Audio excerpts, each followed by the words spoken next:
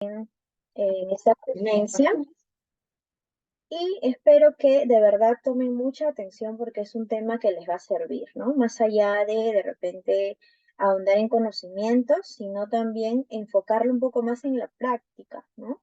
Porque el fin, recordemos siempre, el fin de toda teoría o de toda asesoría brindada siempre va a ser que apliquemos. De nada va a servir que nosotros tengamos 1 millón de conocimientos, sepamos un montón de determinado tema, pero que nunca lo apliquemos en ningún lugar de nuestra práctica, ¿no? Por así decirlo. Entonces, la idea siempre es ahondar el conocimiento, tener el conocimiento como tal, pero a la vez utilizar ese conocimiento, ¿no? Entonces, mi nombre, ya gracias por la presentación, César. Mi nombre es Mirla Firela Cacha Medina, ¿no? Licenciada en enfermería. Bueno, esto es el tema de hoy que vamos a visualizar cuidados de enfermería en procedimientos invasivos y no invasivos en el adulto mayor. ¿Por qué en el adulto mayor? Se preguntarán, ¿no? No quiere decir, ojo, que los procedimientos invasivos y no invasivos van a ser solamente en el adulto mayor, ¿ya? Ojo ahí.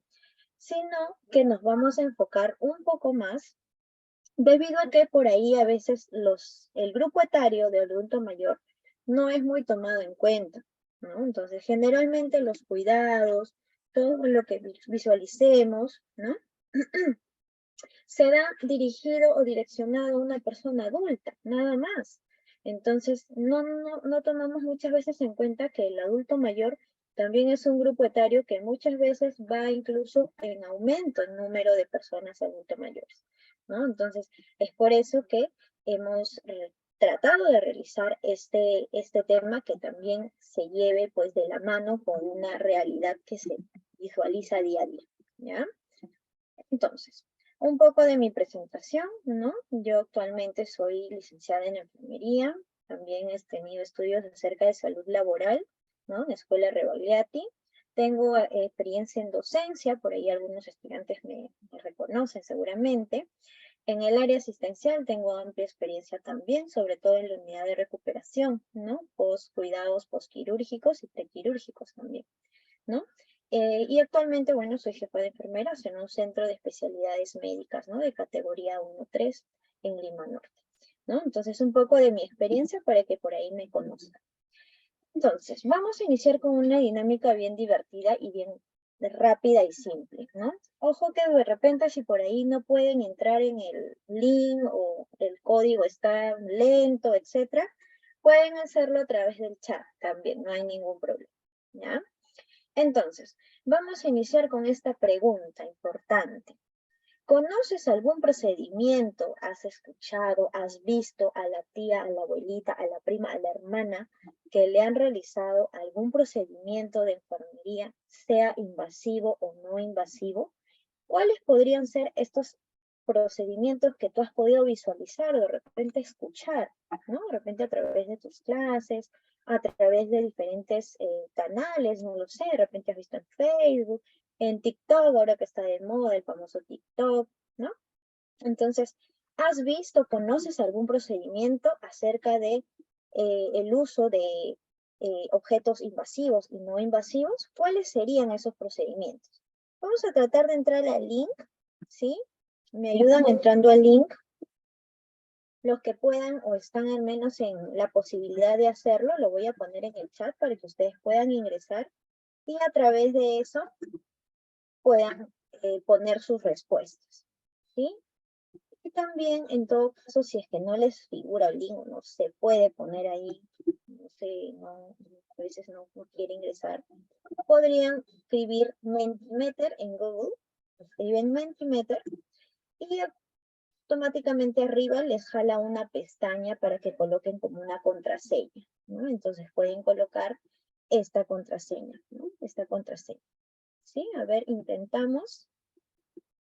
Es para que, sobre todo es para hacerlo mucho más dinámico, ¿no? A ver, voy a aperturar el link para que ustedes también me puedan ayudar ahí.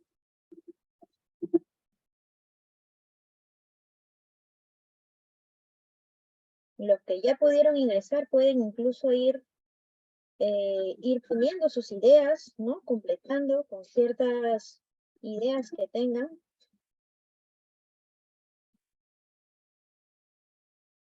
Acerca del Mentimeter.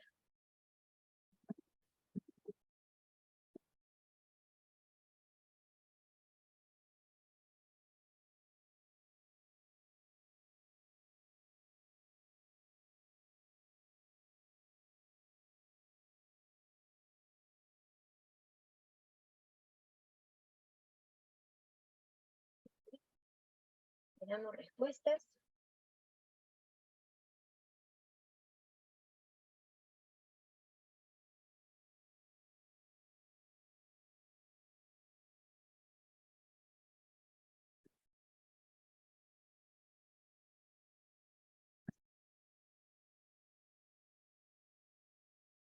¿Cuáles serán esos procedimientos?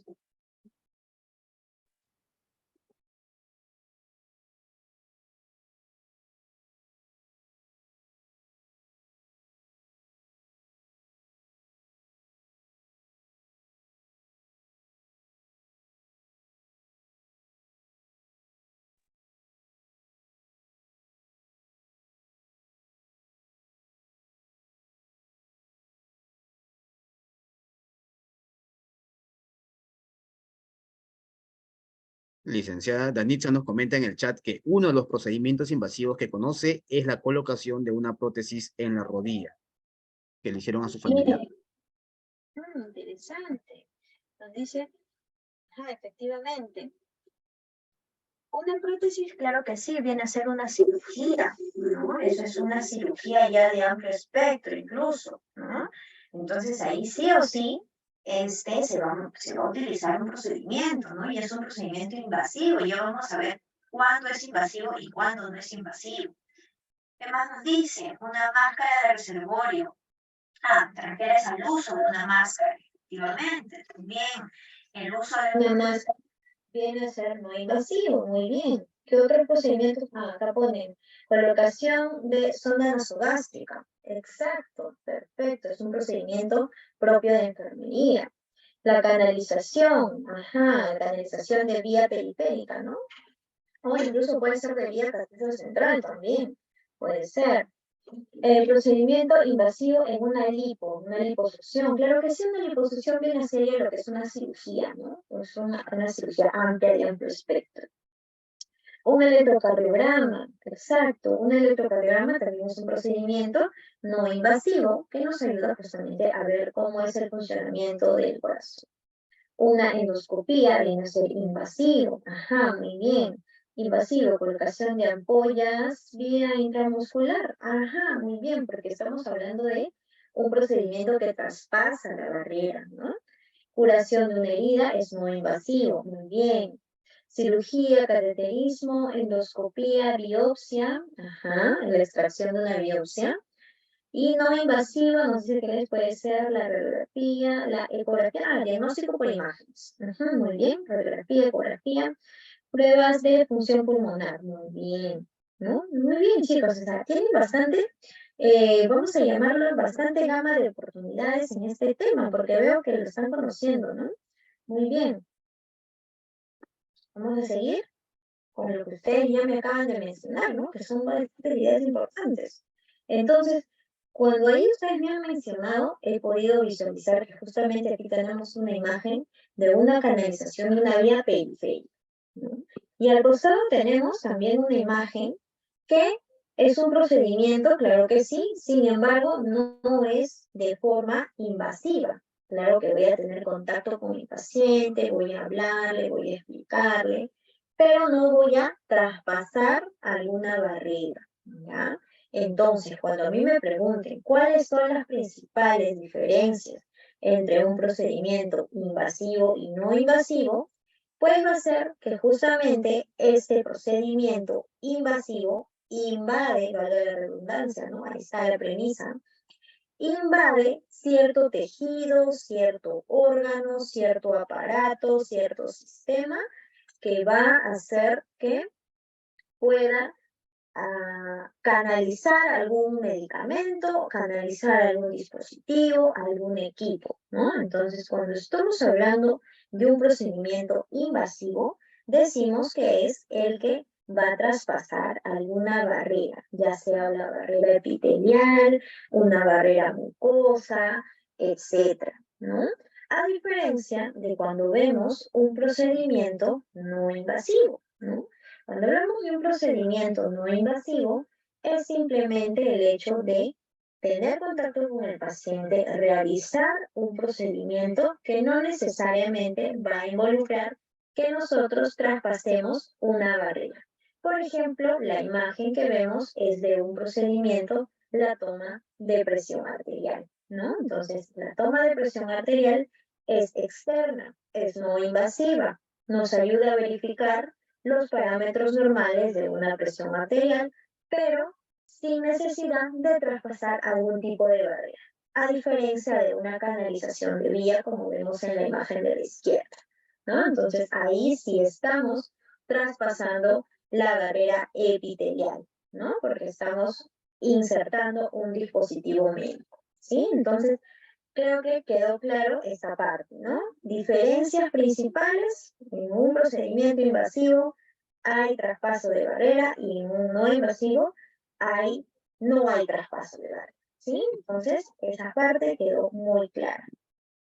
Entonces, el procedimiento invasivo es aquel donde el cuerpo va a ser invadido, ¿no? El cuerpo va a ser invadido, pero de forma interna, ¿no? Hablamos de repente de un corte, podemos hablar ahí de una aguja, de una sonda, de un dispositivo, de un endoscopio, de un laringoscopio, ¿no? Entonces, ahí ya estamos viendo que hay un equipo, obviamente con una funcionalidad establecida, que va a ingresar dentro del cuerpo humano para una determinada función. Entonces, en el caso, por ejemplo, aquí de una aguja, ¿cuál será su función? Pues de repente insertar medicamento, administración de algún medicamento, administración de alguna vacuna, que viene a ser pues un ser atenuado, ¿no? Entonces va a depender mucho de qué elemento estoy yo administrando. Puede ser también puede ser una sonda nasogástrica, si hablamos del sistema superior, ¿no? Del sistema orofaringeo, o puede ser un dispositivo también, ¿no? Por ejemplo, cuando utilizamos lo que son los catéteres, ¿no? De cateterización, ahí necesitamos utilizar un dispositivo adecuado, ¿no? Que de paso tiene que ser estéril también. Y eso también va de la mano, pues, con los otros procedimientos que se necesiten estar estériles para poder ser insertados dentro de la piel. Cuando hablamos de estos procedimientos invasivos, tenemos que tener muchísimo cuidado porque es ahí donde estamos generando una puerta de entrada, ¿no? Una puerta de entrada, ¿para qué? Para otros agentes. Si bien es cierto, el fin es que ya sea el dispositivo o el equipo que va a ingresar, ¿no? Cumpla con la función de realizar determinada acción, pero a la vez tenemos un riesgo, ¿no? Ese riesgo que siempre va a estar latente, que es un riesgo de, al aperturar una nueva puerta de entrada a un tejido, a un órgano, también podría haber el tema de infectar, ¿no? El tema de infección. Es por eso que se debe tener mucho cuidado, mucho detalle para poder hacer que este riesgo no sea potencial y que pueda alterar de alguna u otra manera el procedimiento, ¿no? Porque una vez que ya hay una alteración, pues obviamente el procedimiento ya no saldría adecuado. El siguiente es el procedimiento no invasivo, ¿no? Como vemos en la imagen, por ahí algún compañero o algunas compañeras también lo han mencionado, que es el famoso diagnóstico por imágenes, por ejemplo. Y no solo el diagnóstico por imágenes, también tenemos más formas de utilizar un procedimiento no invasivo. Por ejemplo, el electrocardiograma, ¿no? Es un procedimiento no invasivo. O, por ejemplo, La oxigenoterapia también es un procedimiento no invasivo porque la administración es solamente vía aérea. No traspasamos nivel nasal ni mucosas, no utilizamos ningún equipo que pueda estar inmerso o traspasar alguna barrera, ¿ya? Entonces, este procedimiento invasivo va a ser aquel que involucre instrumentos que rompan la piel, que rompan determinada barrera, o que penetren en algún caso un determinado órgano, ¿no? Es decir, cuando ya haya un daño físico, un rompimiento necesario, claro está. Por ejemplo, ahí tenemos un examen oftalmológico, también viene a ser un procedimiento que no necesariamente, pues, vamos a utilizar otros equipos que sean invasivos, ¿no? Entonces, un examen oftalmológico consta, pues, de, incluso hay ciertos parámetros, ¿no? La distancia, visibilidad, hay objetos, equipos que se usan, pero ninguno de ellos son invasivos, a menos que estemos hablando por ahí de una cirugía, ¿no? Una cirugía de repente oftálmica, ahí sí vendría a ser invasivo, pero si no, el examen oftalmológico es no invasivo. Una tomografía computarizada también es un procedimiento no invasivo que nos va a dar un diagnóstico por imágenes, ¿no? Una resonancia magnética de la misma manera nos va a dar como una película, pero esta película simplemente es producto de los rayos, de los diferentes rayos que van a traspasar, ¿no? A la persona, pero que no va a ocupar algún daño epitelial o algún daño interno, ¿no? Entonces, es por eso que es considerado un procedimiento no invasivo. Entonces, nosotros para hablar de estos procedimientos, de estos cuidados, sean invasivos o no invasivos, tenemos que tener en cuenta que todos ellos necesitan de la mano ir con un cuidado específico, ¿no? En este caso, la bioseguridad, ¿no? La bioseguridad juega un papel muy importante.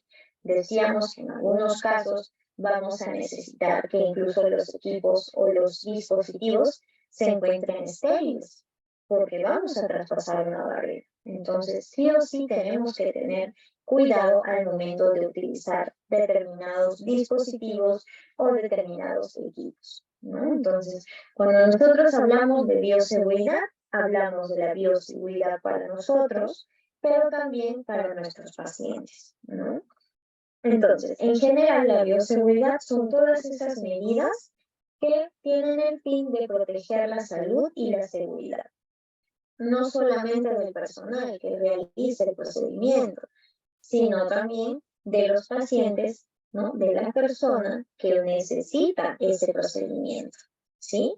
Porque como les dije, les repito, pueden existir estos riesgos producidos ya sea por agentes biológicos o sea por agentes químicos, ¿no? Va a depender mucho del tipo de procedimiento que se pueda realizar. Entonces, cuando utilizamos la bioseguridad, vamos a entender que hablamos también de principios, ¿no? Los principios de bioseguridad, los tres más importantes, ahí tenemos, ¿no? ¿Por qué están en columnas? Porque se componen entre ellos. Si faltara alguno, los principios de bioseguridad se van a caer. Entonces, siempre tienen que estar estos tres principios de bioseguridad juntos, ¿no? Son como hermanitos que tienen que estar juntos para poder funcionar.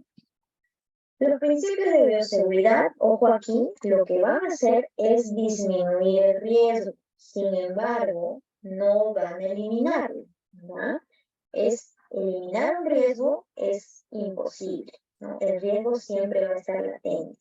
Pero gracias a estos principios, pues podemos disminuir que estos se compliquen incluso, ¿no? Entonces, uno de los principios importantes de bioseguridad es la universalidad, ¿no? ¿Qué quiere decir la universalidad? Que vamos a involucrar a todas las situaciones, a todas las personas como un potencial riesgo, ¿no? ¿Qué quiere decir? Que pues vamos a considerar que absolutamente todo se encuentra contaminado, porque en realidad es así, ¿no? Este principio de universalidad lo que nos quiere dar a entender es que todo objeto, todo equipo, todo dispositivo, agente que se encuentra en un determinado lugar de forma externa, está contaminado. Entonces, lo que yo necesito hacer para utilizar este principio de universalidad es justamente tratar de que lo que yo voy a utilizar esté de forma estéril para poder sobrellevar este principio de universalidad, ¿no? Entonces tengo que asumir como profesional de la salud que absolutamente todo está contaminado, ¿sí? Entonces así yo voy a poder hacer mi esterilización, mi desinfección y todo lo que conlleve pues limpieza o esterilización de equipos o dispositivos. ¿Qué más? ¿Cuáles más son los principios de la seguridad? Las barreras protectoras, ¿no? Las famosas barreras protectoras.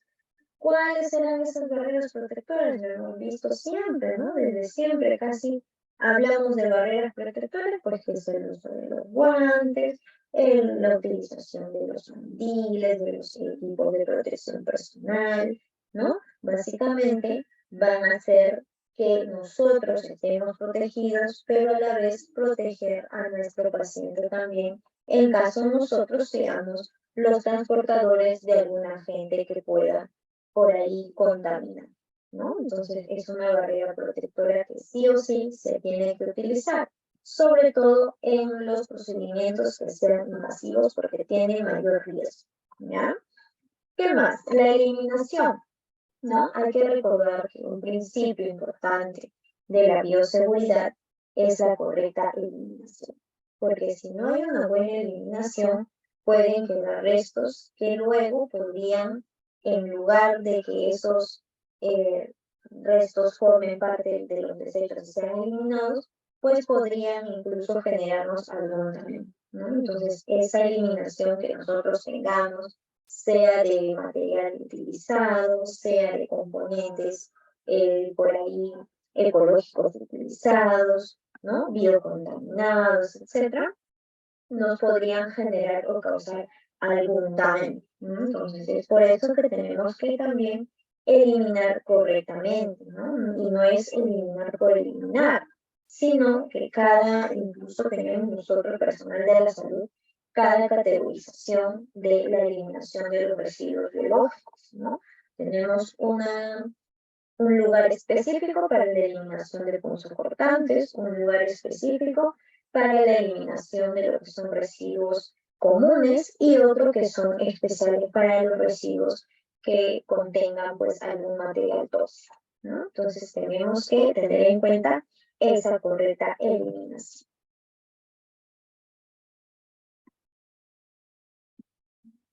Entonces, decíamos que estas barreras, ¿no? Dentro de lo que es bioseguridad, estas barreras van a ser parte de nuestro día a día, ¿no? Por ejemplo, las barreras físicas, ¿sí? Las barreras físicas, las barreras químicas que podamos nosotros encontrar. Dentro de las barreras físicas, pues encontramos los famosos equipos de protección del personal, ¿no? Entonces, ¿cuáles serán esos equipos de protección? Pues entre ellos están lo que son los guantes, lo que son las famosas mascarillas, ¿no? Lo que son los gorritos, lo que son los equipos, ya sea de parte superior, inferior, el mandilón, los lentes, las gafas, ¿no? Las gafas que se utilizan. Y todas estas van a ser parte de una barrera física, ¿no? Más que todo de protección de agentes externos, pero a la vez de agentes que yo pueda tener, ¿no? O que yo pueda transportar para cuidar justamente a mi paciente que de repente está pues en un estado susceptible, ¿no? Vamos a llamarlo así. Obviamente esto va a depender también de las enfermedades que pueda él tener. Por ejemplo, si estoy en un lugar donde estoy con pacientitos inmunosuprimidos, ¿no? Entonces sí o sí tengo que utilizar estos equipos de protección con mucho más cuidado todavía. Por ahí que tengo pacientitos en código blanco también, ¿no? Código blanco son las personas que tienen VIH, ¿no? Entonces, esas personas tienen tendencia a no tener un buen sistema inmune, ¿no? Entonces es por eso que sí o sí tenemos que utilizarlos. Después también podemos estar en una zona donde existen pacientes que tengan cáncer, ¿no? Esos pacientes con cáncer también son muy susceptibles a determinadas enfermedades. Y la mínima carga viral o la mínima carga bacteriana podrían hacer que estos pacientes se compliquen y pueda complicar su salud. Las famosas barreras químicas, ¿no? ¿Qué quiere decir las barreras químicas? Son todos los mecanismos que utilizamos para eliminación, ya sea de agentes patógenos, bacterias, etc. La más común, o bueno, el procedimiento más común donde utilizamos barreras químicas es a ver, ¿cómo se llamaba? El principal procedimiento donde todo el personal de salud utiliza las barreras químicas antes de hacer un procedimiento. A ver, los leo. El famoso lavado de manos. Muy bien, el famoso lavado de manos. Chicos, aunque ustedes no lo crean, es la principal barrera química y la que más beneficios nos trae. Absolutamente todo, ¿sí? Entonces, es una de las principales barreras químicas que vamos a encontrar. ¿Cuántos pasos tiene el lavado de manos? A ver.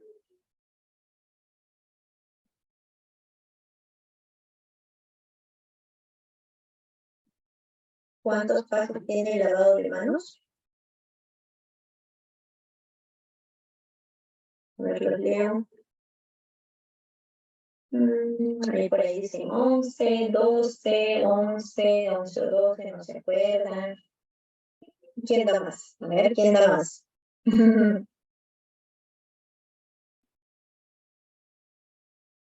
11 pasos. 11 pasos. Ajá, por ahí muy bien, algunos están bastante orientados. Pero el lavado de manos, al menos el social, consta de los 8 pasos. ¿Ya? Consta de los 8 pasos. Vamos a encontrar variables, ya vamos a encontrar variables donde de repente por ahí hay 11 hasta 15 pasos. Sin embargo, el social es el famoso lavado de manos de 8 pasos. ¿Ya? Ahora, y como tenemos cuántos pasos tienen, también hay momentos que vamos a usar en mayor cantidad o con mucho más cuidado el lavado de manos.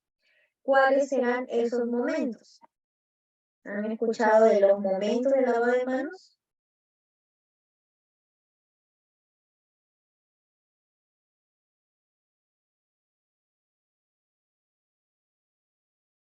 A ver, por ahí. 5 momentos, nos dice.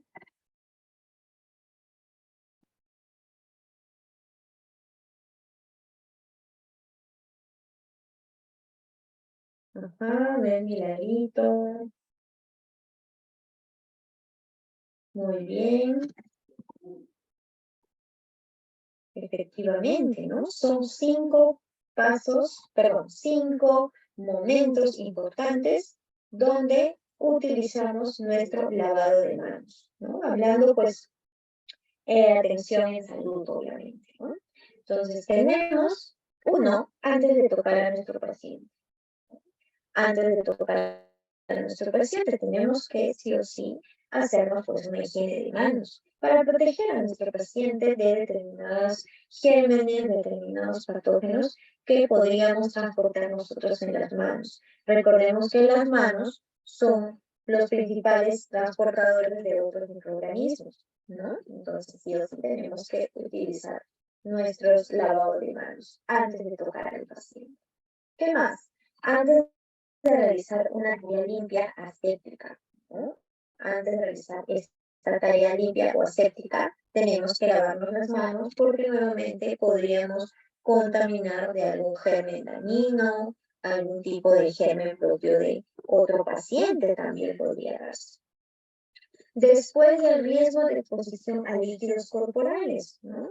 Por ahí que de repente tuvimos que cambiar una sonda, puede ser cambio de una sonda nasogástrica, un cambio de un catéter vesical, ¿no? Una sonda vesical. También tenemos que utilizar nuestro lavado de manos después de exponernos a estos líquidos corporales, ¿no? Incluso una vía también, al quitar una vía podría haber restos de lo que son los líquidos corporales, restos de sangre, ¿no? Entonces, también tenemos que hacer nuestro lavado de manos post procedimiento. Después de tocar al paciente, ¿no? A veces hacemos nuestra evaluación, que no está mal realizarla, ¿no? No está mal tocar a nuestro paciente porque tenemos que verificar cuál es su estado, cómo se encuentra, ¿no? Entonces sí o sí tenemos que incluso realizar lo que es la palpación. Pero así como realizo esta palpación, pues posteriormente tengo que realizar mi lavado de manos y también porque he tenido contacto con toda la zona que se encuentra rodeando a mi paciente, ¿no? Es decir, la camilla, de repente por ahí la almohada, ¿no? La sábana que está en contacto con mi paciente, en contacto directo. El número 5, después del contacto con el entorno, ¿no? Por ahí de repente que algunos piensan, si no hay paciente, no hay contagio. Sin embargo, no siempre es así, ¿no? Sabemos que también podríamos tener ciertos restos o una materia patológica por ahí, ¿no? Al haber estado en contacto con el entorno de nuestro paciente, ¿no? Entonces, sí o sí tenemos que tener en cuenta que hay que mantener la zona siempre limpia y así como mantenemos la zona limpia, también mantener nuestras manos, ¿no? Limpias después del contacto con el entorno de nuestro paciente, ¿sí? Porque nosotros no podemos saber, a veces los microorganismos son muy pequeños, no podemos visualizar a simple vista, ¿no? Y estos son los pasos, ¿no? Que decíamos, veníamos hablando de nuestros pasos de lavado de manos. Bien, ¿cuál será otro de los cuidados que tenemos que tener cuando realizamos algún procedimiento, ¿no? Uno de los cuidados también es el cuidado y control, claro están, de las funciones vitales, ¿no? Las funciones vitales que nos van a indicar cuál es el estado de nuestro paciente. Por ahí de repente, si es que tenemos un paciente un poquito más delicado, vamos a tener mucho más control, mucho más detalle al momento de realizar este control de funciones vitales, ¿no? Entonces, estas funciones son las 4 más importantes, ¿no? Por ahí que hay funciones también adicionales que actualmente también se toman, ¿no? Pero estas son las 4 más importantes, ¿no? Viene a ser la temperatura, la presión arterial, el pulso arterial y la respiración, ¿sí? Entonces, esas son las 4 funciones más importantes. Vamos a iniciar con lo que es la temperatura, ¿no? Sabemos pues que la temperatura va a tener un parámetro, ¿no? La temperatura tiene un parámetro adecuado, un parámetro establecido. En este caso, pues estamos hablando entre grados de 36,5 a 37,4, ¿no? Grados Celsius, ¿ya? Y si es tomada pues en el medio axilar, se aumenta siempre 0,5 grados, ¿ya? ¿Por qué se aumenta 0,5 grados? Porque es una zona, la zona axilar es una zona donde está como una especie de hoyo, ¿no? Entonces, esta especie de hoyo se suple al momento que nosotros utilizamos este aumento de 0,5. A diferencia que de repente cuando se toma una temperatura bucal, ¿no? Cuando es una temperatura bucal, el termómetro se sitúa debajo de la lengua, ¿sí? Debajo de la lengua, y así se puede lograr una temperatura adecuada, ¿no? Ahí ya no hay necesidad de aumentar 0,5 grados ni nada, ¿no? A diferencia de una temperatura así. Entonces, ¿yo por qué tendré que evaluar cómo está la temperatura de mi paciente antes de un procedimiento? Porque la temperatura es uno de los parámetros más importantes y nos va a dar inicio o nos va a indicar algo, ¿no? cuando hablamos de una temperatura alta, podríamos estar hablando de una probable infección, ¿no? Que es en sí la causa más común, una probable infección, ¿no? Entonces, si yo sé que hay una probabilidad de infección y a la vez tengo que hacer un determinado procedimiento, tengo que hacer algo muy importante que todo el personal de salud siempre tiene que tener en cuenta, y es hacer una priorización, ¿sí? Una priorización. Ay, ¿qué pasó? A ver, ¿qué pasó? ¿Hay problemas con el audio? A ver, me confirman. No sé qué pasa. Creo que está habiendo problemas con el audio.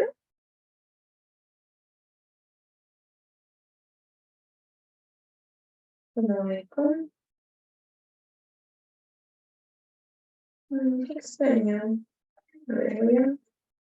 De repente es porque tengo otro lado, pero de todas maneras. No creo que.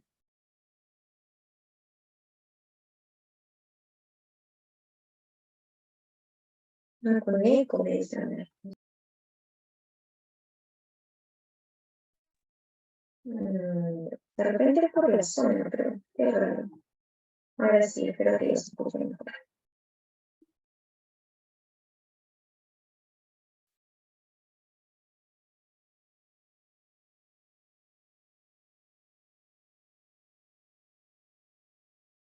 Muy bien, entonces seguimos.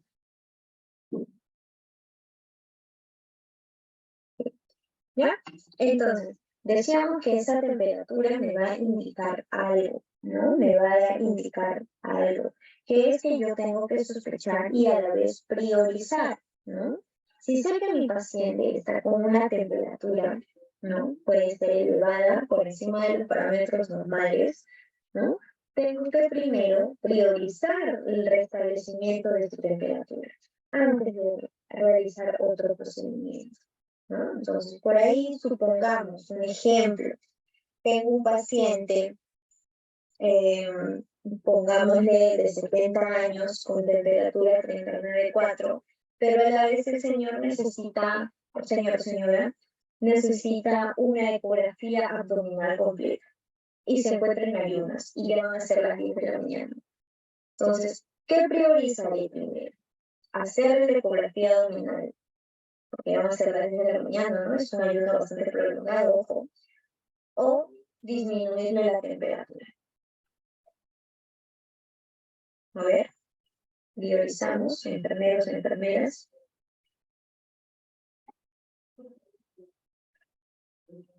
A ver, ya por el chat están poniendo aquí. Disminuir la temperatura, ajá, muy bien. Disminuir la temperatura, controlarla, ajá, correcto, ¿no? Entonces, ahí ustedes están haciendo una priorización. Cuando hablamos de temas como funciones vitales, siempre tenemos que hacer una priorización. Como lo dice tu compañera, podría llegar incluso a una convulsión, ¿no? Una convulsión severa, ¿no? Entonces tenemos que tener mucho cuidado al momento de nosotros priorizar, ¿no? Y dar atención. ¿Se le va a realizar su procedimiento? Claro que sí, ¿no? Pero primero necesitamos realizar un restablecimiento de su temperatura, al menos en lo posible, ¿no? No te estoy diciendo que en una hora, media hora le bajes a 37, tampoco, pero al menos tratar de disminuir. ¿Y cómo disminuyo? ¿Con qué procedimientos podría yo disminuir la temperatura?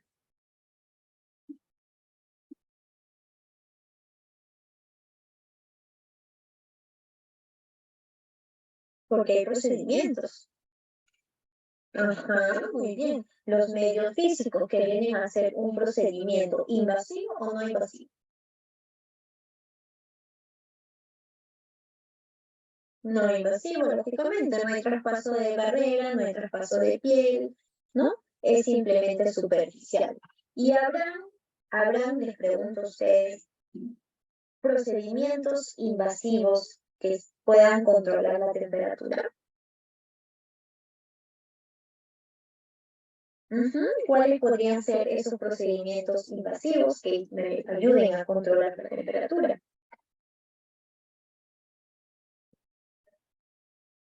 Muy bien, Nicole, los inyectables, la administración intramuscular también. Aplicación de medicamento, el famoso metamizol, que se usa bastante porque tiene menor cantidad de riesgo y menor cantidad de efectos colaterales. Ajá, medicación, básicamente. Y esa medicación, como ustedes lo mencionan, los antipiréticos, pueden ser de forma intramuscular, que ya estoy usando un procedimiento invasivo porque ya estoy traspasando la barrera, o puede ser también vía endovenosa, donde también utilizo un procedimiento invasivo, ¿no? Entonces, tengo que realizar mi priorización antes de realizar otro tipo de procedimiento, que también es importante, pero pasa a segundo plano cuando estoy hablando de un fallo o un parámetro distinto al momento de una función tan importante como la temperatura. ¿Sí? Otro, ¿no? Entonces, otro de los parámetros de las funciones más importantes será la presión arterial, ¿no? La presión arterial que también tiene que estar de la mano con la edad de nuestro paciente, ¿no? Por ahí hay pacientitos adultos mayores que a veces tienen un basal constante, ¿no? Entonces también siempre es bueno preguntar cuál es ese basal, ¿no? Hay abuelitos, abuelitas, pacientes de tercera edad que ya su basal es, por ejemplo, de 100 a 60, por ejemplo, ¿no? Ese es su basal, no quiere decir que esté con una hipotensión, sino que es su presión normal, ¿no? Puede darse. O por ahí que de repente algunos son como relojito, 120/80, siempre tiene la misma presión arterial.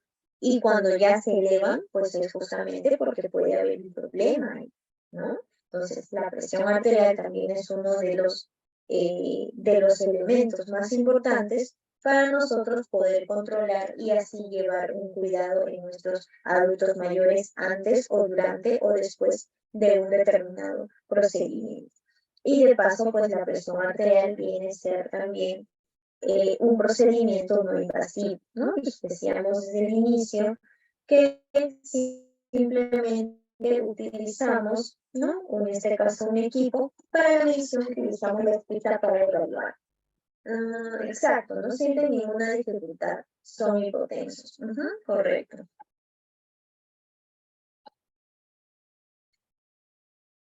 El otro es la frecuencia cardíaca, ¿no? La frecuencia cardíaca también va a variar de acuerdo a la edad, porque recordemos que los latidos cardíacos varían de acuerdo al grupo etario en que se puede encontrar la persona.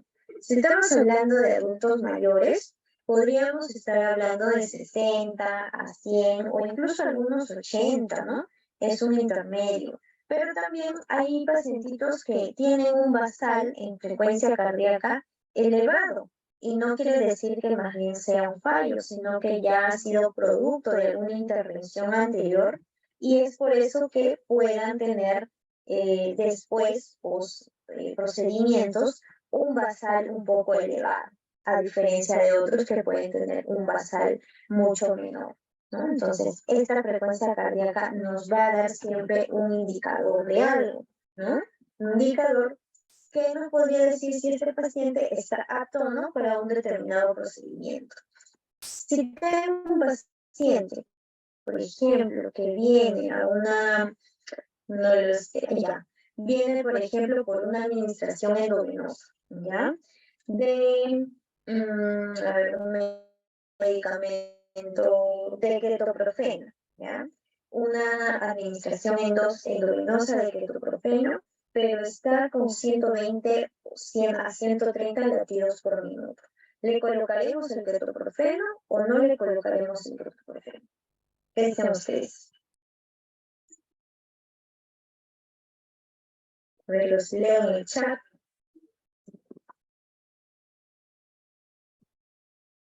¿Podremos colocar el ketoprofeno o es mejor esperar? ¿Qué dicen?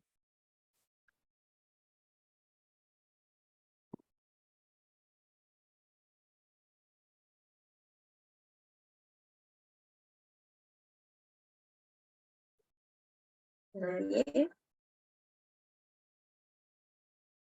A ver, Nicole nos dice, no, porque sus latidos son muchos, no se aplica porque había una hipertensión, debemos esperar, ¿ya? ¿Qué más?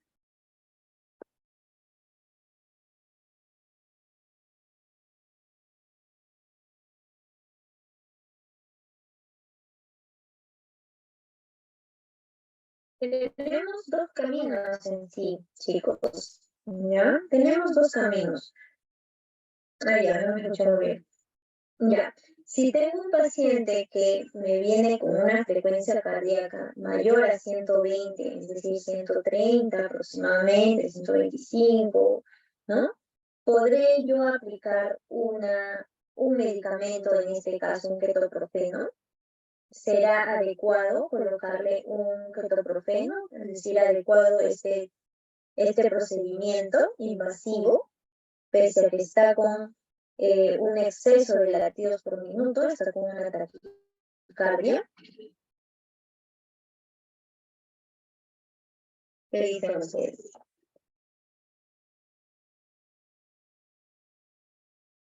No sería adecuado, ¿no? Exacto. No sería adecuado y tenemos dos caminos. Uno de ellos es, uno, tenemos que consultar cómo ha venido ese paciente, ¿no?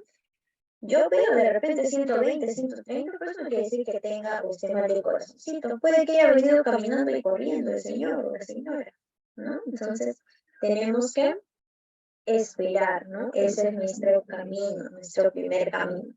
Esperar y preguntar también, ¿por qué no? Tenemos que preguntar cómo es que ha llegado, cómo es que ha estado haciendo, de repente por ahí vino apurado, ¿no? Subió escaleras, de repente bajó y subió 2 veces, entonces eso también va a alterar, ¿sí? Va a alterar esa función vital.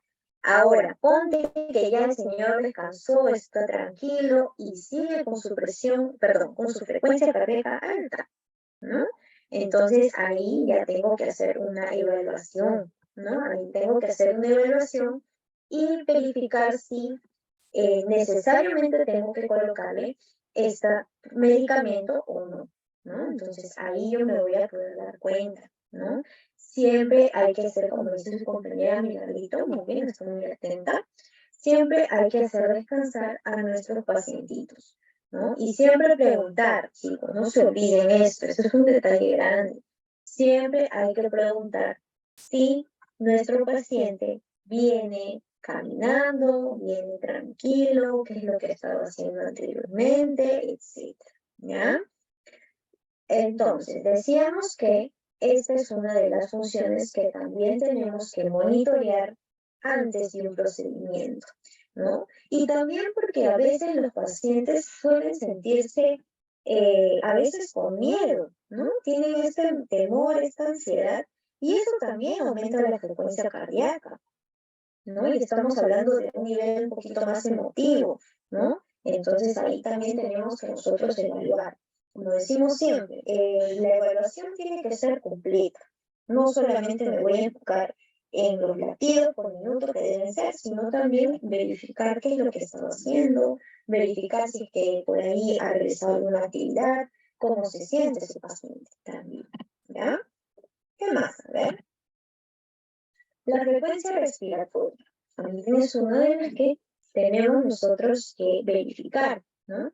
La frecuencia respiratoria, un parámetro normal para una persona adulta mayor, puede ir de 16 respiraciones por minuto a 20 respiraciones por minuto, ¿no? Entonces, ahí nosotros podemos visualizar si realmente esta persona está teniendo un buen intercambio o no está teniendo un buen intercambio, ¿no? Va a depender mucho de eso para nosotros proseguir al hacer una intervención.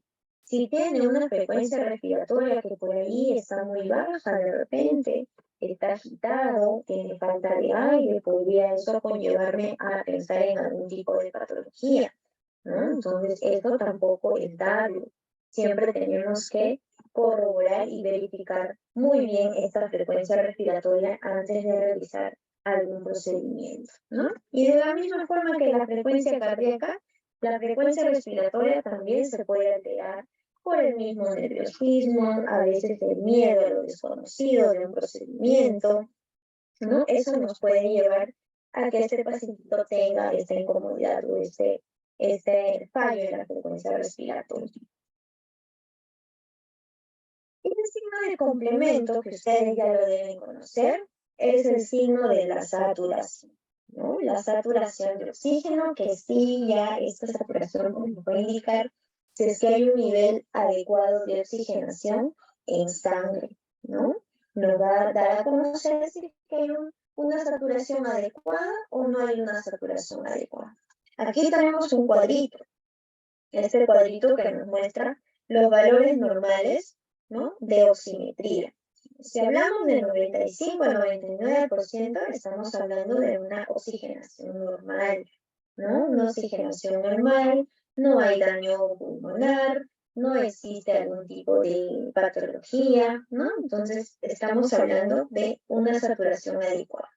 A diferencia que de repente ya encontramos una disminución, de repente un 94%, un 93%, 92%, ¿no? Una hipoxia leve, ahí podríamos diferenciar una hipoxia leve, ¿no?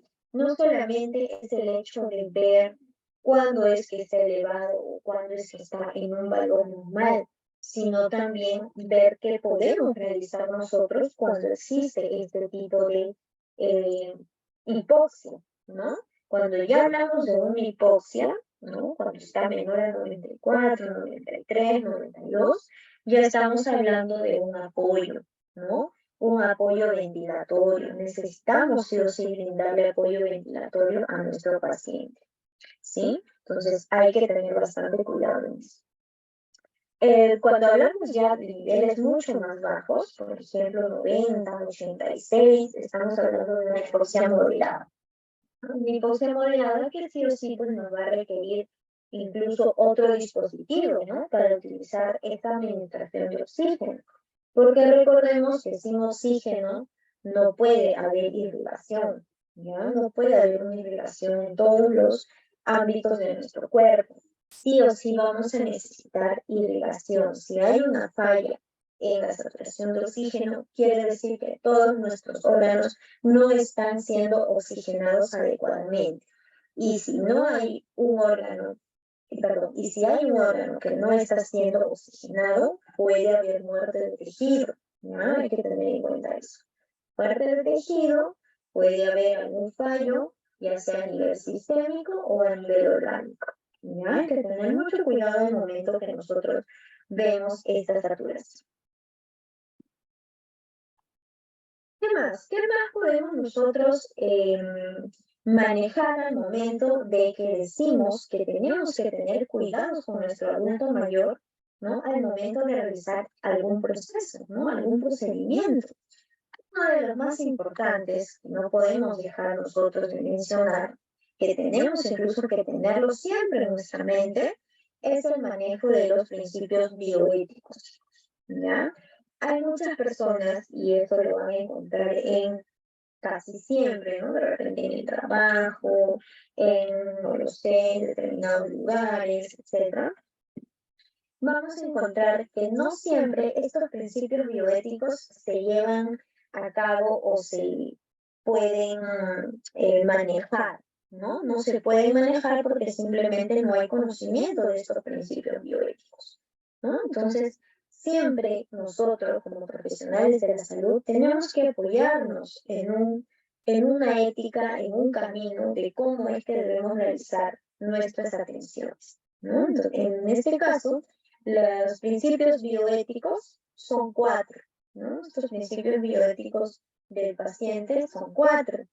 La autonomía, la justicia, la no maleficencia y la beneficencia, ¿no? Estos son los principios bioéticos, ¿no? Y cuando nosotros hablamos de estos principios, pues básicamente nos referimos al estudio, ¿no? El estudio de los actos humanos en relación a la vida y la salud, ¿no? Examinados a la luz de los valores y los principios morales, ¿no? Y quiere decir que toda acción, que todo procedimiento que nosotros realicemos tiene que ir de la mano de estos principios bioéticos.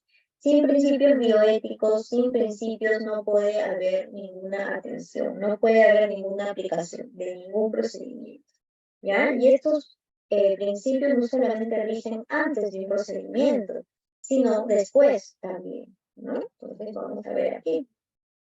Estos principios, como decíamos, tratan de la ética aplicada en los actos humanos, ¿no? Es decir, en nosotros como profesionales de la salud, que vamos a estar constantemente en relación con esa vida y con la salud de las personas, ¿no? Es algo que no podemos pasar por alto, porque de eso se trata nuestra atención a nuestros pacientes. En este caso, la beneficencia, ¿no? ¿Qué quiere decir la beneficencia? Obligación de actuar en beneficio de otros, ¿no? Básicamente nuestra profesión está ligada a este principio bioético, ¿no? Promoviendo legítimos intereses y suprimiendo perjuicios, ¿no? Siempre hacer el bien, ¿no? En palabras simples, es siempre hacer el bien. La autonomía. Esta autonomía no solamente se trata de la autonomía que nosotros podamos mostrar como profesionales, sino también de la autonomía de nuestro paciente. Respetar la autonomía para que respeten la nuestra, ¿ya? Capacidad de tomar decisiones por uno mismo sin influencia de personas externas, ¿no? Siempre a nuestros pacientes les tenemos que dar esa capacidad de que ellos puedan tomar sus propias decisiones, ¿no? No necesariamente que ellos estén simplemente realizando algo porque alguien más se lo menciona o se encuentren por ahí presionados ante algo, sino ellos tienen la capacidad y la libre decisión de tomar pues algún camino u otro, ¿no? Respecto a su salud. La máxima expresión de este principio es el consentimiento informado. ¿Qué es el consentimiento informado? Lo vamos a ver más adelante, pero igual quiero ver si alguien ya conoce ese término. El consentimiento informado, ¿qué será? A ver, ¿alguien tiene conocimiento de este término?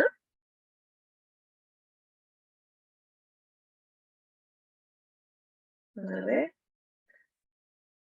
Están uniendo a más personas, mientras más somos mejor para que haya más intervenciones.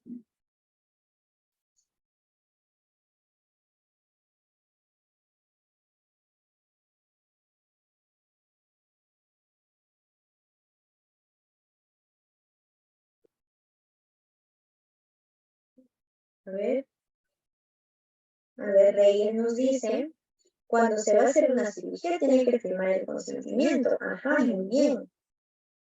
Es el consentimiento de una persona para realizar un procedimiento. Muy bien.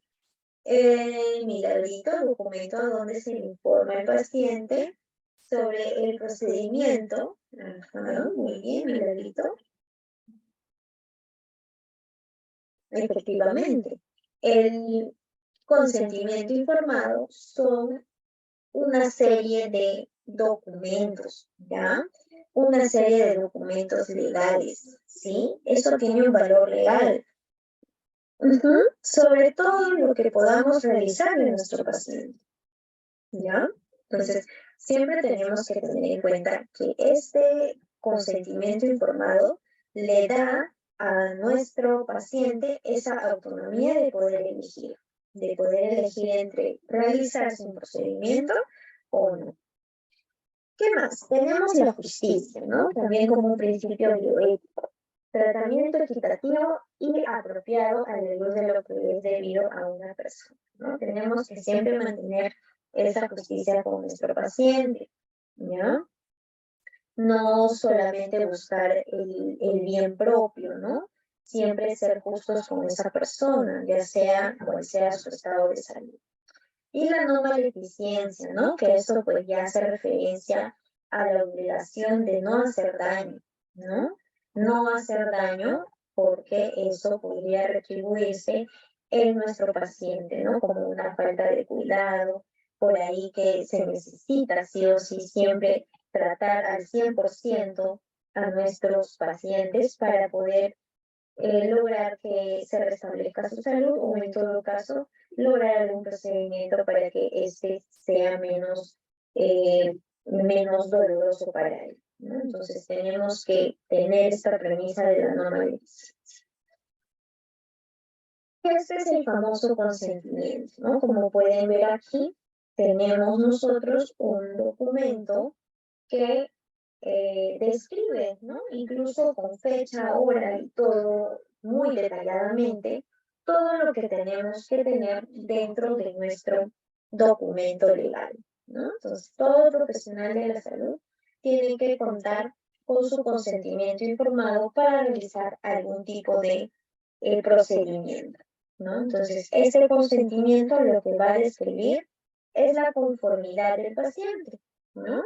O en todo caso, si es que es un paciente de repente por ahí que no se encuentra en las funciones adecuadas, que no está en la capacidad de poder emitir juicios, obviamente va a tener un representante legal, ¿no? Un representante legal que pueda ayudarlo a realizar este consentimiento informado, ¿no? Con respecto a qué, puede ser a un determinado procedimiento, puede ser a una determinada eh, operación o una determinada cirugía, ¿no? Recordemos que siempre este consentimiento debe ser de forma libre, de forma voluntaria y de forma consciente, ¿no? Después de que el médico o el profesional le haya explicado acerca del procedimiento o de la naturaleza o de los efectos colaterales que pueda conllevar firmar un consentimiento. Ahora, si ya tengo un consentimiento informado que ha sido corroborado, ha sido leído, ha sido verificado, y mi paciente por A o B decide ya no seguir con ese procedimiento, también está libre de elegir la revocatoria o desistimiento, ¿no? Entonces, ellos también pueden realizar esa revocatoria. Pueden desistir al final, de repente por ahí se informaron acerca de algo o pensaron mejor una determinada situación y ellos deciden ya no ser partícipes de determinado procedimiento, es también válido, ¿sí? Puede haber expresión de consentimiento y puede haber revocatoria de ese consentimiento, ¿sí? Hay que tener bastante cuidado en ese aspecto. Algunos piensan que al ser firmado un consentimiento ya no puede haber desistimiento y en sí no es lo correcto, ¿no? Así como fue firmado, puede ser revocado. ¿Y qué se debe informar al paciente o representante legal, ¿no? ¿Qué es lo que principalmente debe saber mi paciente acerca de lo que le va a suceder? Porque él está en todo su derecho. Recordemos que es una persona, es un usuario y está requiriendo de nuestros cuidados y nuestras atenciones. Entonces, sí o sí necesita o tiene que saber qué procedimientos se van a realizar o qué es lo que se va a realizar. Igual los riesgos reales y potenciales, ¿no? Dijimos que en todo procedimiento, desde el más pequeño, desde una intramuscular hasta una operación quirúrgica, ¿no? Que va a conllevar a tener riesgos, ¿no? Va a tener riesgos reales y riesgos potenciales, ¿no? Así como va a tener estos riesgos, también va a tener, obviamente, efectos, ¿no? Entonces yo tengo que manejar esos efectos. Tengo que saber qué efectos va a tener mi paciente al momento de repente de tener una determinada cirugía o al momento de tener un determinado procedimiento, ¿ya?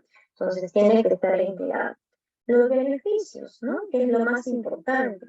A veces los beneficios son utilizados para justamente hacer que nuestro paciente o tratar de que nuestro paciente pueda realizar algún procedimiento complicado, difícil, pero que va a hacerle bien a su salud, ¿no? Entonces, ahí sí o sí tenemos también que manejar estos beneficios como una forma de ayuda, ¿no? A nuestro paciente, porque al final va a ser para él, ¿no? El beneficio es para él. Se le trata de explicar, se le dice siempre con sinceridad también, es algo que tenemos que nosotros manejar, porque no es bueno tampoco que el paciente lo vea todo como si fuera algo bonito, porque estaríamos pasando ya como a una etapa de pintarlo de como no debe ser, ¿no? Entonces, siempre mencionar todo lo que es beneficio y hacer énfasis en ello, pero también demostrando otra cara de la moneda, ¿no? Los efectos que podrían suscitarse. Y por último, también resolver las dudas, ¿no? Resolver las dudas y preguntas que pueden suscitarse a lo largo de todo el procedimiento. Recordemos que hay un antes, un durante y un después. Entonces, el paciente o la persona, ¿no? Siempre va a tener dudas, ¿no? Y nosotros estamos para resolver esas dudas y esas preguntas, y de la mejor manera posible. ¿Qué más vamos a tener en cuenta? Vamos a tener en cuenta la preparación de nuestro paciente, ¿no? La preparación física en este caso, ¿no? Yo ya también mencioné lo de los signos vitales que tenemos que manejar, tener en cuenta qué cuidados, ¿no? Sobre todo en pacientes que tienen determinadas enfermedades, pero también vamos a tener que hacer una preparación física, ¿no? Muy importante, lo primero, la identificación al paciente, ¿no? Sea de forma verbal, comprobando una pulsera de identificación, sea cual sea la forma, tenemos que identificar a nuestro paciente. ¿Cuántas veces ha sucedido que el personal de salud no identifica al paciente y por eso se suscitan negligencias? Hay que tener mucho cuidado en el tema de identificar. Tan fácil que es identificarlo, preguntarle su nombre, ¿no? De paso que de repente por ahí establezco una relación de enfermera-paciente y le hablo y le escucho y de esa forma también el paciente se siente más gusto, más conforme, ¿no? Entonces, en eso consiste la identificación, ¿no? Puedo comprobarlo de repente leyéndolo, pero si lo podemos hacer de forma verbal es mucho mejor. ¿Qué más? Explicar al paciente qué se le va a realizar, qué va a suceder, qué se le va a hacer. Recordemos que nuestros pacientitos, sobre todo adultos mayores, son muy nerviosos, ¿ya? Sucede que a veces incluso se niegan a realizar un determinado procedimiento que en un inicio sí se había aceptado. Entonces, nuestra labor como profesional de la salud es tratar de que se logre hacer ese procedimiento, ¿no? Ese determinado procedimiento, porque al final es para el propio bien, para el propio beneficio del paciente. Entonces, eso a veces sucede porque no se le explica, ¿no? A veces pensamos que por ser adultos mayores ya no hay que hablarles, simplemente hay que llevarlos para aquí, llevarlos para allá, y no es la idea, ¿no? Siempre tenemos que explicar a nuestro paciente qué es lo que le vamos a hacer, desde que es un niño hasta que es un adulto mayor, ¿no? Todo paciente tiene el derecho a saber. Y el porqué de la realización de la técnica o el procedimiento. Eso no solamente con el fin de que el paciente sepa, sino también con el fin de establecer un clima de confianza, ¿no? Mientras más palabras es mucho mejor porque el paciente se siente escuchado, se siente parte del procedimiento y también va a cooperar, ¿no? Solicitar que sea posible, siempre que sea posible, su colaboración. Los pacientitos adultos mayores colaboran bastante si tú sabes llegar a ellos. Si no sabes llegar a ellos, vas a aprender en la práctica, pero es algo que ellos pueden hacer, pueden realizar. Algunos mejor que otros, unos colaboran menos y otros colaboran más, eso es verdad, no todos los pacientes son iguales, pero te van a colaborar en lo posible, ¿no? Recordemos siempre que no todas las personas son iguales. Proporcionar un ambiente íntimo y tranquilo en la medida de lo posible, ¿no? Siempre hay que recordar que los pacientes y las pacientes en general tienen esta tendencia a estar en un ambiente mucho más íntimo, ¿no?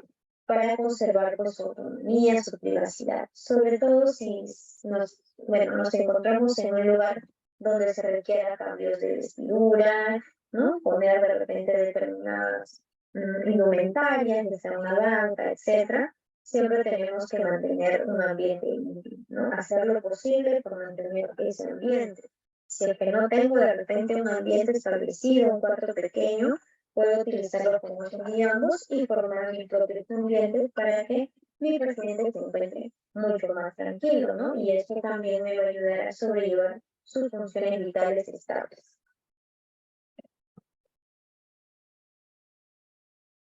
Más está dentro de la preparación física, ¿no? El retiro de determinados objetos que podrían de alguna u otra forma afectar el procedimiento, ¿no? En estos casos estamos hablando de lo que son las joyas, los objetos, o en algunos casos las prótesis dentales que se utilizan y son extraíbles, ¿no?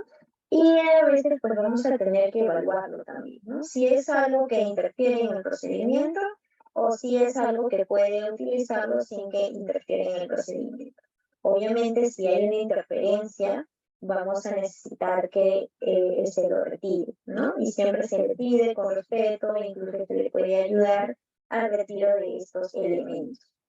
Solicitar el retiro de prendas, como decíamos al inicio, que va de la mano de lo que es la preparación, ¿no? Entonces, el retiro de prendas, siempre manteniendo la intimidad, ¿no? La intimidad de nuestro paciente, si es que es mujer, si es que es varón, ¿no? Va a depender mucho de eso. No es, no sería adecuado que simplemente pasemos al retiro de prendas, incluso sin su consentimiento, porque sucede, ¿no? Esas son cosas que se ven en el día a día. Aunque ustedes no lo crean, a veces hay personas que todavía no entienden, o mejor dicho, no sobrellevan muy bien esta situación, ¿no? Entonces actúan de formas de las que no son las correctas. Vamos a también comprobar que nuestro paciente no sea alérgico. De repente eso lo podemos visualizar en lo que es la historia, ¿no? La historia médica. Sin embargo, nosotros como profesionales también tenemos que hacer nuestra reevaluación, ¿no? Siempre es bueno porque puede haber confusiones, ¿no? Puede ser que por ahí hubo una confusión, pusieron algo errado en la historia y tú haces tu repregunta y te llevas una sorpresa grande, ¿no? Entonces siempre es bueno hacer esa repregunta y evaluar si es que hay algún dato de repente erróneo, ¿no? Del paciente. En este caso puede ser si es alérgico a algún medicamento, ¿no? O no, también dependiendo de la situación. Si el procedimiento requiere aprobación por escrito del paciente o tutor legal. En este caso, pues la famosa historia clínica, que sí o sí debe tener el consentimiento informado. Ojo que ese consentimiento tiene que estar dentro de la historia, no quiere decir que el consentimiento lo das y bueno, lo entregas y lo pusiste por ahí, ¿no? Ojo ahí. Tiene que estar sí o sí dentro de la historia clínica, ¿ya? Colocar al paciente en la posición adecuada para la realización del procedimiento, ¿no? Esto va a ser muy distinto de acuerdo a qué procedimiento se va a realizar, ¿no? Va a tener muchos cambios porque va a requerir, pues, si que mi procedimiento es no invasivo, es invasivo, o qué tipo de procedimiento voy a realizar, de repente voy a hacer medios físicos, o voy a utilizar otro tipo de parámetros, ¿no? Que voy a necesitar para realizar mi procedimiento, ¿no? Entonces va a depender mucho de qué tipo de procedimiento estaré yo realizando. ¿Qué más tengo que tener en cuenta, ¿no? Y esto es incluso antes, ¿no? De realizar o de tener que planificar mi procedimiento. Antes de iniciar, preparar todo el material y colocarlo cerca del paciente, ¿no? Siempre eso es importante, porque no puedo yo al momento que ya inicio un procedimiento descuidar a mi paciente. Recordemos que hay procedimientos que involucran medicación, hay procedimientos que involucran de repente una determinada postura, ¿no? Entonces no puedo dejar en medio de un procedimiento a mi paciente por irme a buscar algún material o algún equipo que se necesite, ¿ya? Entonces ahí tenemos que tener en cuenta que tenemos que tener toda la mano, como se dice. Y esto pues lo logramos con la práctica, ¿no? Al momento que nosotros empezamos determinado procedimiento, ya sabemos qué vamos a utilizar. Por ahí de repente una jeringa, necesitaré cloruro, necesitaré gasas, ¿no? Alguna pinza en específico, si estamos hablando de una cirugía menor de repente. Utilizaré anestesia local, ¿no? Dependiendo qué es lo que vamos a realizar, tenemos que tener todo nuestro material. Realizar el lavado de manos, nuevamente, ¿no? Siempre antes de cada procedimiento y después tenemos que realizar nuestro lavado de manos, importante. Y también nuestro calzado de guantes, ¿no? En caso se requiera, ¿no? En caso de que digamos una manipulación estéril, tenemos que utilizar nuestro lavado de manos y nuestro calzado de guantes estériles para no contaminar y para no pues complicar el lugar de repente de impresión o el lugar donde se quiere realizar el procedimiento. Colocarse los equipos de protección personal, ¿no? Estos equipos que sí o sí necesitamos no solo para nuestro cuidado, sino para el cuidado de nuestro paciente, acorde a la técnica siempre, ¿no? Acorde a la técnica a realizar. Por ejemplo, si utilizo o si mi procedimiento es una canalización de vía, por ejemplo, mi equipo principal pues será mi equipo de protección personal, mis guantes estériles, ¿no? Como mínimo, mi mandilón quirúrgico, ¿no? ¿Qué más? Si, por ejemplo, es un procedimiento de toma de rayos X, no necesariamente usaré mis guantes estériles, pero ahí sí necesito otro tipo de protección. Por ejemplo, el mandilón de plomo, ¿no? Ahí ya estoy cambiando, miren, mi equipo de protección, porque va a ir acorde al procedimiento que voy a hacer. Realizar la desinfección de las zonas si es que fuera necesario. Obviamente, esto es antes de todo lo que nosotros vamos a conllevar a realizar el procedimiento, ¿no? Realizo mi desinfección adecuada y luego puedo continuar con mi procedimiento. Y también decíamos que tenemos que ver a nuestro paciente de forma holística, ¿no? De forma completa. Entonces estaré también hablando de mi preparación psicológica. Yo pienso en lo personal que es una de las preparaciones más importantes, porque de esto depende que mi procedimiento se lleve a cabo o no. De nada me va a servir tener mi preparación física, de nada me va a servir tener mi material quirúrgico, mi material estéril listo, de nada me va a servir tener todos mis CPP completitos si mi paciente no tiene una preparación psicológica adecuada.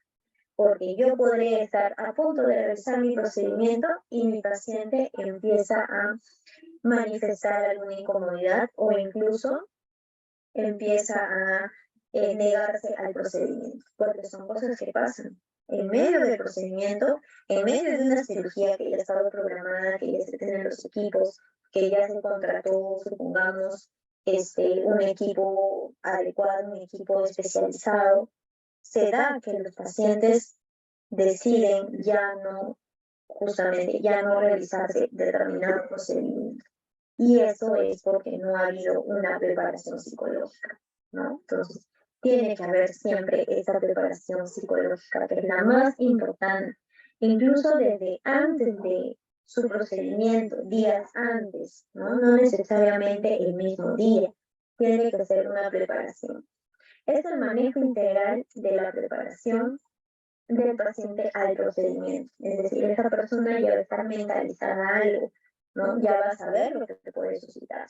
Y en estos casos, pues me va a servir para la disminución de estas emociones complicadas, estas emociones difíciles de sobrellevar, ¿no? Entonces, vamos a tener que ahí manejarlo de una forma adecuada para justamente tratar de disminuir estos niveles de ansiedad, estos niveles de estrés, ¿sí? Se brindarán técnicas de control de emociones. Eso tenemos que hacer nosotros. Esa es nuestra labor, hacer técnicas de control de emociones para nuestros pacientes. Tan fácil que es establecer simplemente conexión, enfermera-paciente, relación de comunicación.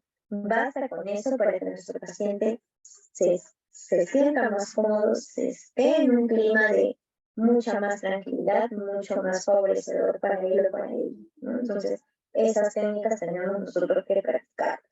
Incluso la técnica de simplemente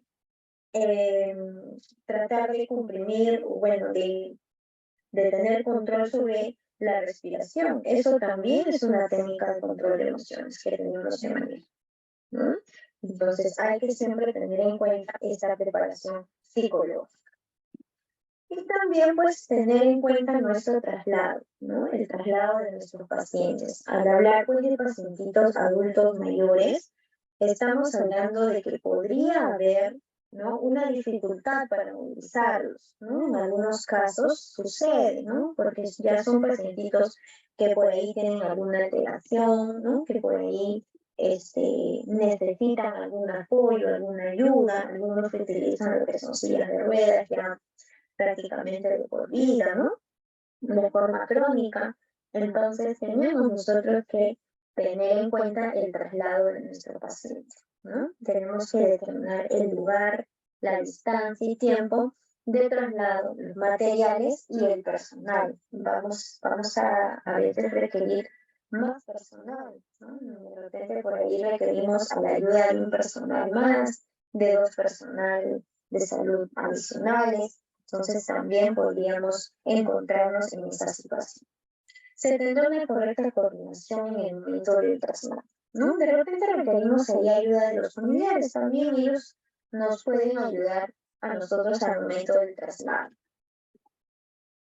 Y por ejemplo, esta es una imagen, ¿no? Esta es una imagen de el traslado a un paciente, donde incluso se utiliza pues una camilla, ¿no?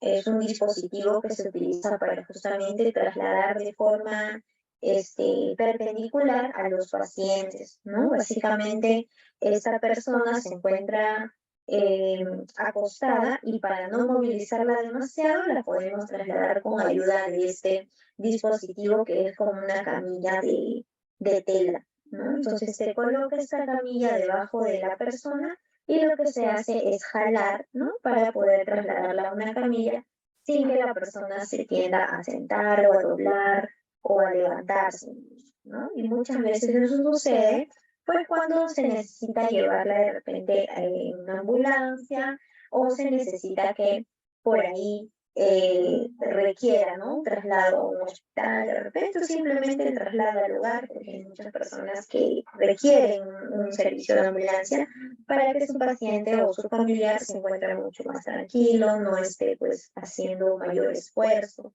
Y es algo válido, ¿no? Eso va a depender pues de las personas, pero la idea siempre es que mantengamos nosotros esta premisa del cuidado de nuestro paciente, ¿no? Ya sea en el transporte inicial o el transporte final, ¿sí? Entonces, hay que tener muy en cuenta todos estas ideas que tenemos que tener para nosotros cuidar a nuestros adultos mayores, ¿sí?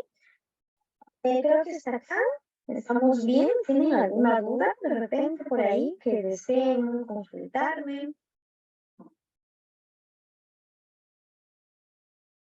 ¿Alguna aportación antes de pasar al quiz que hemos preparado, ¿no? Que he preparado aquí?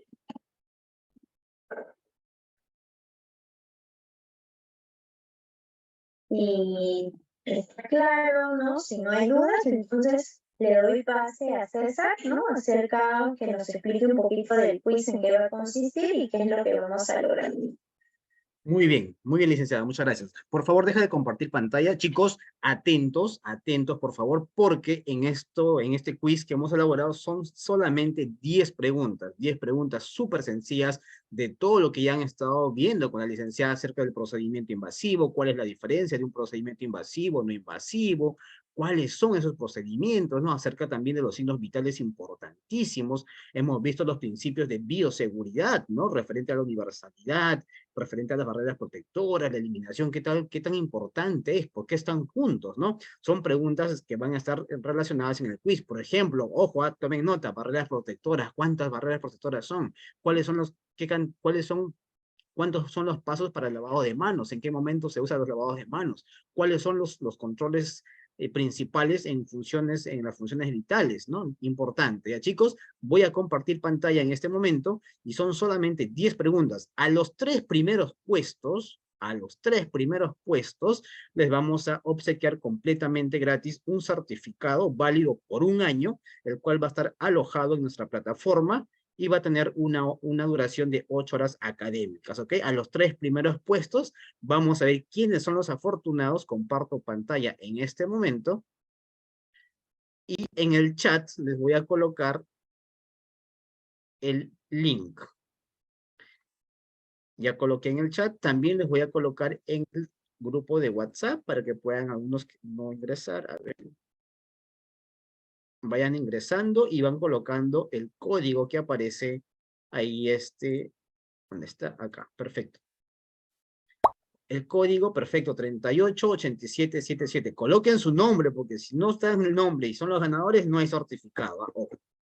Ya son 3 certificados que van a tener una validez de 1 año. Y estos certificados, chicos, son válidos para el Ministerio de Trabajo, tienen validez para el MINSA y van a estar alojados en nuestra plataforma por todo 1 año, con 8 horas académicas de capacitación.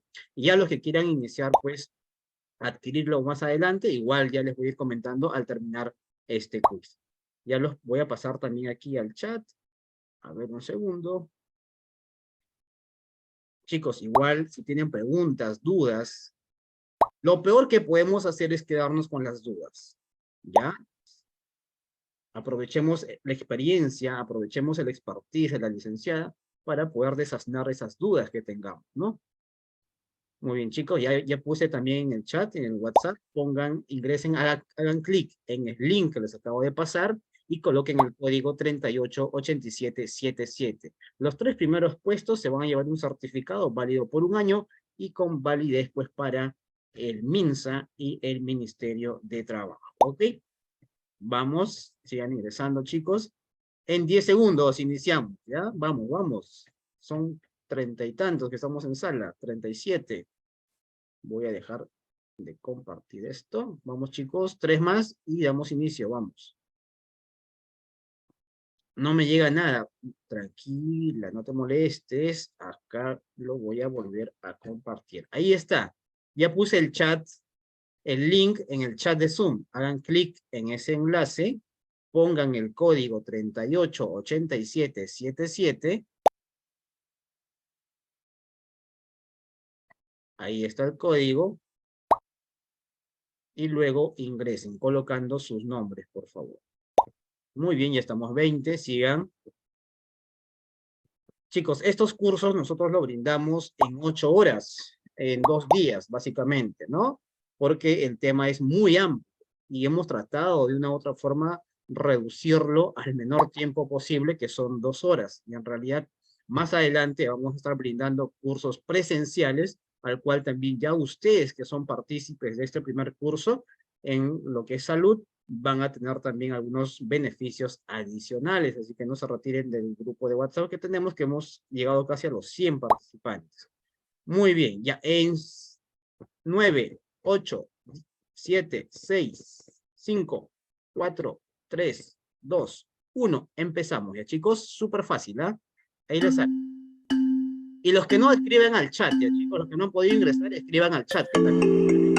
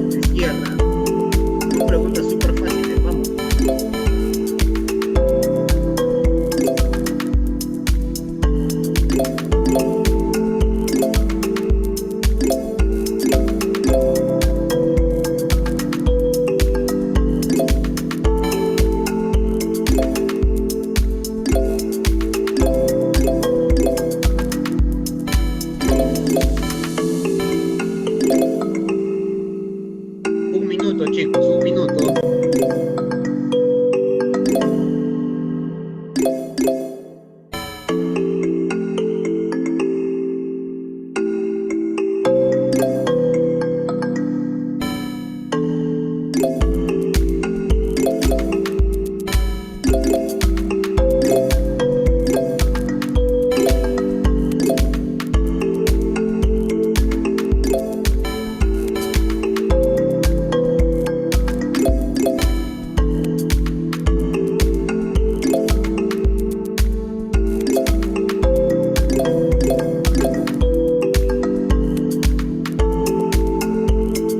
Segundos, chicos. Vamos, vamos, la presión, chicos. 30 segundos y cerramos. Y vamos a conocer a los afortunados que no van a pagar nada porque se han pasado todo un año.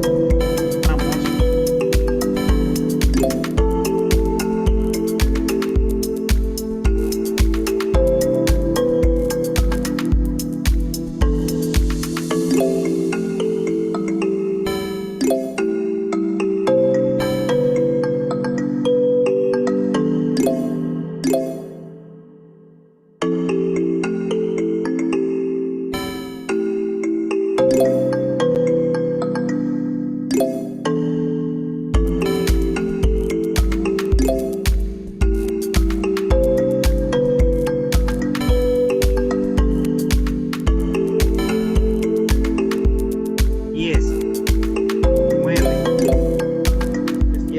Se cierra.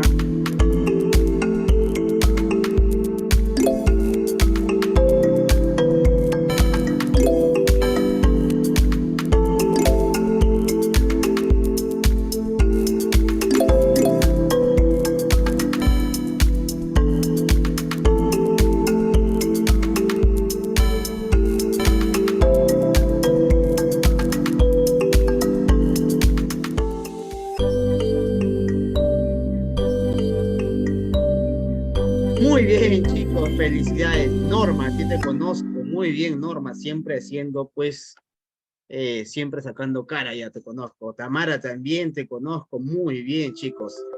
Norma, Tamara y Elizabeth me escriben al WhatsApp. Son los afortunados que han... Vamos a ver, ya, ¿en qué han fallado, chicos? Vamos a ver en qué han fallado.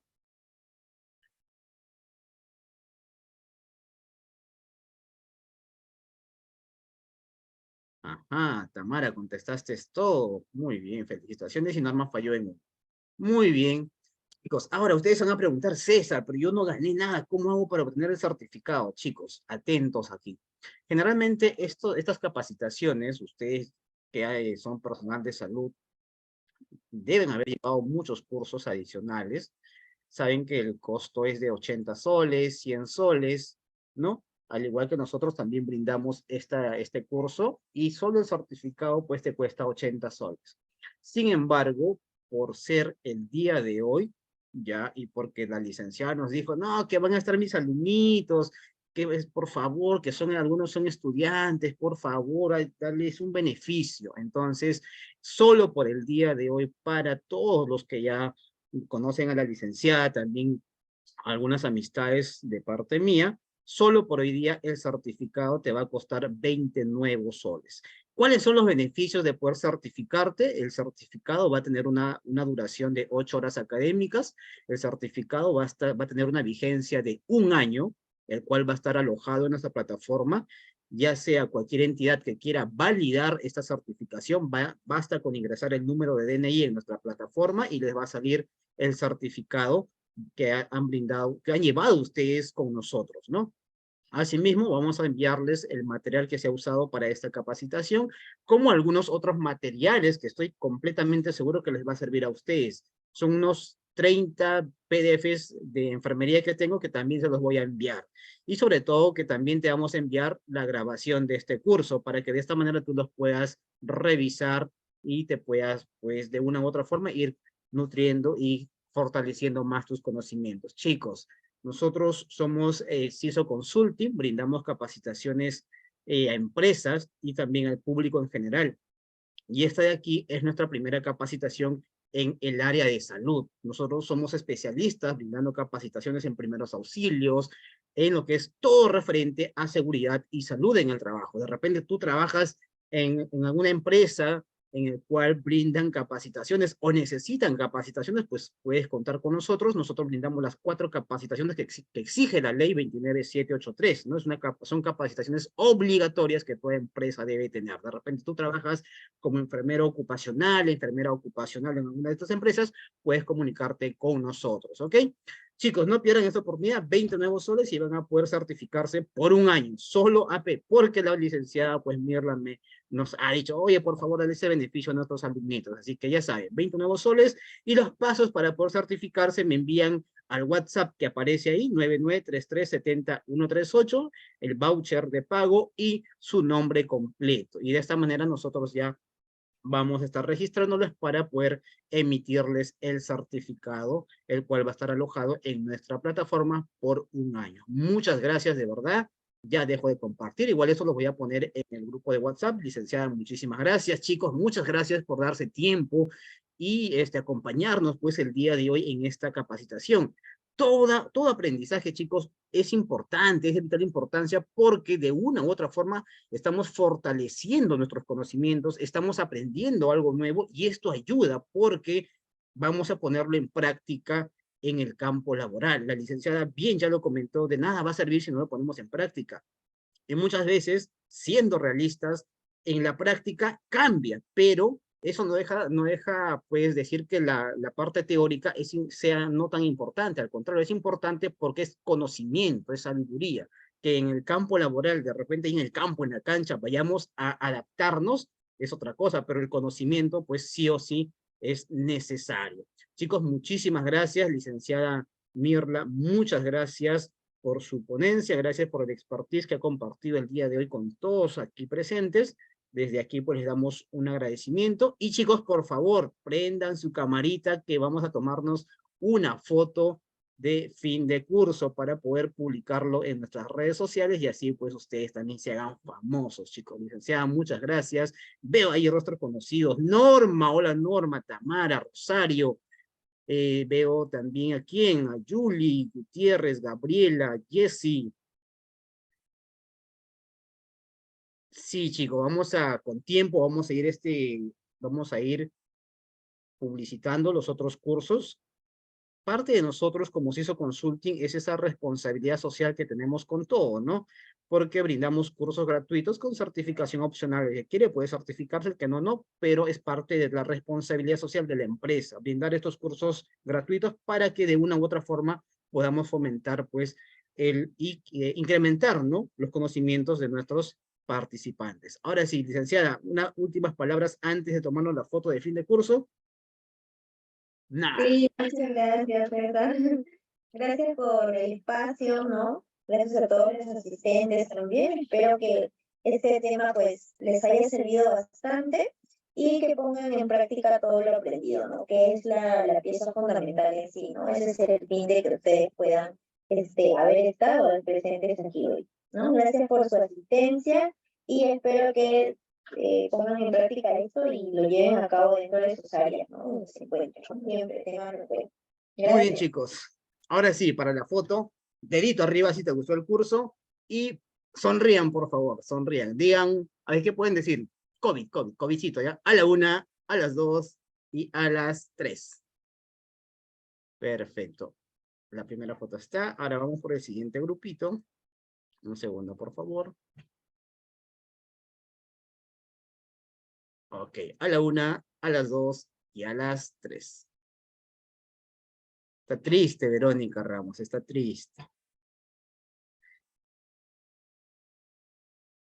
Listo, chicos, muchísimas gracias. Gracias por su tiempo y con nosotros será hasta una próxima oportunidad. Muchas gracias.